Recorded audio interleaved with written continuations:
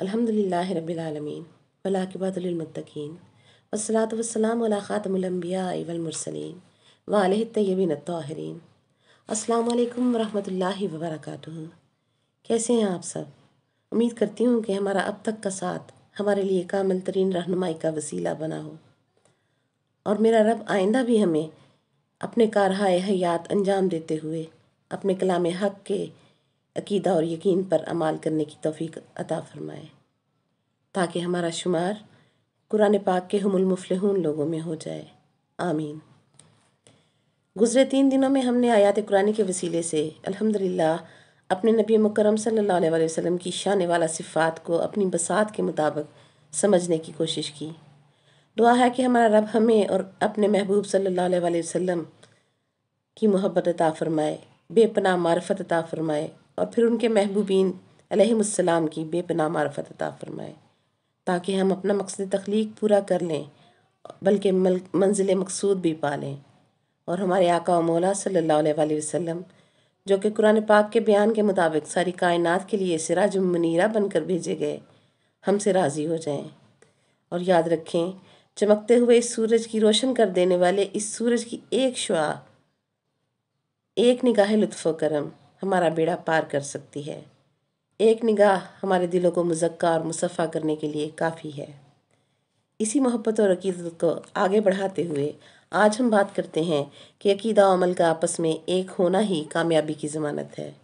مثلاً ہر نمازی، چاہے اس کا تعلق کسی بھی مسلک سے ہے، اپنی نماز میں سورہ فاتحہ میں ایاک نعبد و ایاک نستعین پڑھتا ہے،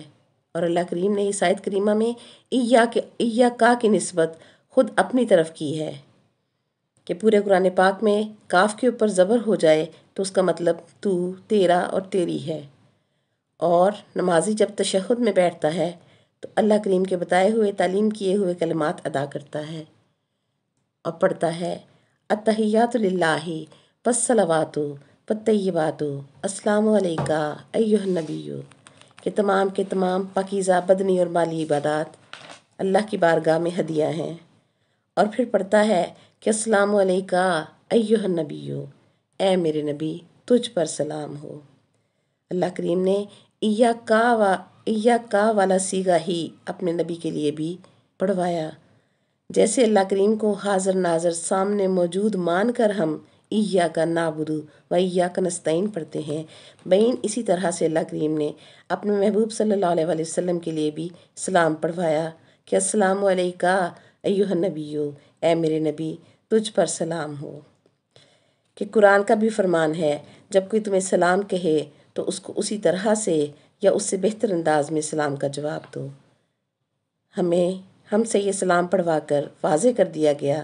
کہ سلام کا جواب دینے کا حکم تم تک پہنچانے والا نبی کیا خود تم کو سلام کا جواب نہیں دے گا؟ امتی سوچ سمجھ کر دل کی محبت اور عقیدت کے ساتھ نماز میں اپنے نبی پر سلام پڑھے، تاکہ میرا محبوب صلی اللہ علیہ وسلم اپنے امتی کو اپنی شان کے مطابق جواب عطا کرے۔ ہم میں سے کتنے لوگ ہیں جو اپنے نبی پر سلام پڑھتے ہوئے اپنی فکر و عقیدہ میں یہ تصور لیے ہوئے ہوتے ہیں، اور اکثریت نماز میں سلام پڑھوانے کی اس باطنی حقیقت سے آشنائی ہی نہیں رکھتی کہ عقیدہ عمل کی مطابقت نہیں کر رہا ہے۔ پہلے اتحیات میں سلام پیش کرتے ہیں، السلام علیکہ پڑھ کر، اور پھر تشہد کی گواہیوں کے بعد درود پاک بھی پڑھ لیتے ہیں، اور پھر جب سلام پھیر لیتے ہیں تو اکثر لوگوں کی زبان عقیدہ حق کی نفی کر رہی ہوتی ہے کہ معاذ اللہ نبی زندہ نہیں ہیں، حاضر ناظر نہیں ہیں، کچھ سن نہیں سکتے، سلام کا جواب نہیں دے سکتے، اس قسم کی خرافات۔ یہ ہے عقیدہ اور عمل کا تضاد۔ اب آپ خود ہی فیصلہ کریں کہ وضو کی نیت اور شرائط بھی پوری کر لیں، نماز کے لیے جسم و لباس کی پاکیزگی اور جگہ کی پاکیزگی کا بھی اہتمام کر لیا، سارے آداب نماز پورے کر لیے، لیکن نماز کی ادائیگی بھی کر لی، کیا یہ نماز اپنی معراج پا سکے گی؟ کیا اس عمل کے انجام دینے والے کا عمل اس کے کرنے والے کو اجر ملا سکے گا؟ نیت نماز میں ظاہری ادب اور آداب تو ادا کر لیے، لیکن باطن میں رب کریم کی منشا اور چاہت کیا ہے وہ سمجھ ہی نہ سکا۔ یہ نماز پڑھنے والے کی جسمانی صحت درست رکھنے کے لیے تو کافی ہے،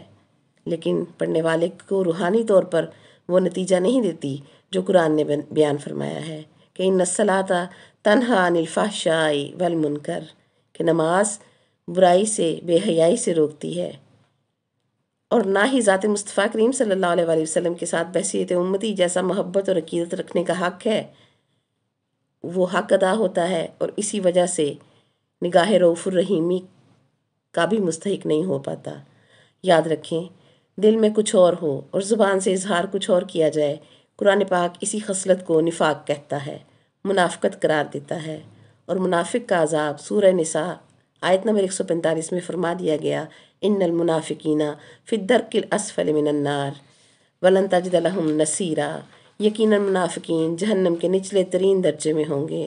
اور تو ان کے لیے کوئی مددگار نہ پائے گا۔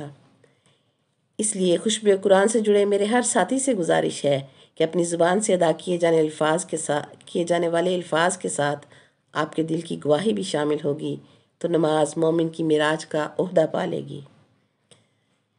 یاد رکھیں، عقیدہ اللہ کریم کی طرف سے آتا ہے اور ہم قبول کرتے ہیں، اور ہماری طرف سے عمل ادا ہوتا ہے اور اللہ کریم اس سے قبول کرتا ہے۔ شریعت کا ہر عمل ادا کرنے کا حکم ادھر سے آ رہا ہے اور ادھر سے ہم قبول کر رہے ہیں۔ ہم نے صحیح العقیدہ ہو کر عمل کیا تو در قبولیت خود بخود کھل جاتا ہے اور ہر عبادت اپنا مقام پا لیتی ہے۔ اور ایک اور بات بہت اہم ہے جو کہ قرآن کی روح سے ہمیں سمجھ آتی ہے کہ عمل کے مجرم کی شفاعت قرآن پاک میں ہے، اس کا بیان ہمیں ملتا ہے، لیکن عقیدہ کے مجرم کی کوئی بھی شفاعت کرنے والا نہیں ہوگا،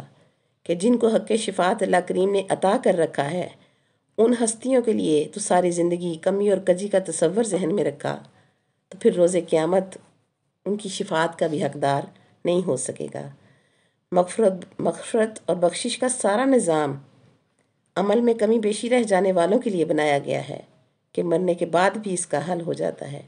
جبکہ عقیدہ میں کمی بیشی رکھنے والوں کے لیے کوئی علاج اور حل نہیں ہے۔ مثال سمجھیں، عقیدہ کی مثال تندرستی کی طرح ہے۔ آپ کا اپنا بچہ بھی بیمار ہو یا والدین بیمار ہوں، آپ اپنی تندرستی کسی کو نہیں دے سکتے، اور عمل کی مثال آپ کے پیسے کی طرح ہے، آپ کی کمائی کی طرح ہے۔ آپ اپنے بچوں، والدین، حق ہمسایہ، دوست، رشتہ دار سب کو دے سکتے ہیں۔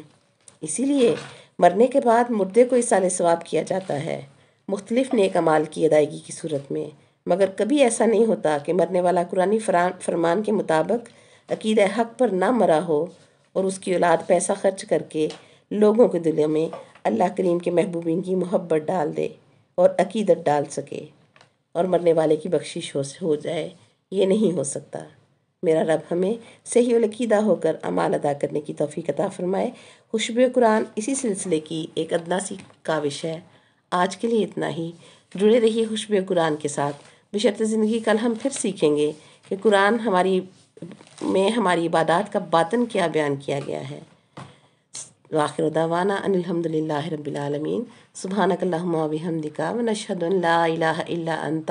نستغفرک ونتوب الیک۔ الحمد للہ الذی ہدانا لہذا وما کنا لنہتدی